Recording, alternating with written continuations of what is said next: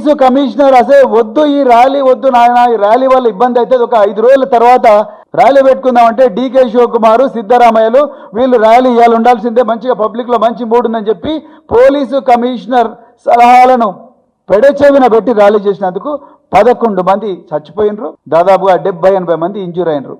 కానీ మీరు ఏం చేసిండ్రు?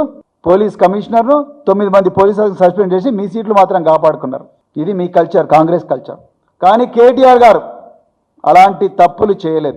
రాష్ట్ర ప్రయోజనాల కోసం రాష్ట్రం చైనాతో పోటీ పడాలని నేను ఇది పెట్టిన మొబిలిటీ వ్యాలీ పెట్టినా అని చెప్పి అఫీషియల్గా హెచ్ఎండిఏ అకౌంట్ నుంచి ఫార్ములా అకౌంట్కి ట్రాన్స్ఫర్. ఇప్పటికి కూడా 40 కోట్ల రూపాయలు ఏవైతే ఉన్నాయో అవి ఫార్ములా ఈ అకౌంట్లోనే ఉన్నాయి. ఇలా ఆ అకౌంట్ అలాగే కంటిన్యూ అయి ఉంటే ఫార్ములా ఈ 10th ఎడిషన్ కంప్లీట్ అయి ఉంటే 11th ఎడిషన్ కంప్లీట్ అంటే 13th ఎడిషన్ కంప్లీట్ ఉంటే ఇలా దేశంలో కాదు ప్రపంచంలో ఉండే ప్రఖ్యాత ఫార్ములా ఈ కార్ సంస్థలు కానీ, ఎలక్ట్రిక్ బ్యాటరీ సంస్థలు కానీ, లేకపోతే ఈ టెస్లా లాంటి సంస్థలు కానీ, బైడు లాంటి సంస్థలు కానీ ఇవన్నీ కూడా తెలంగాణకు వచ్చేవి.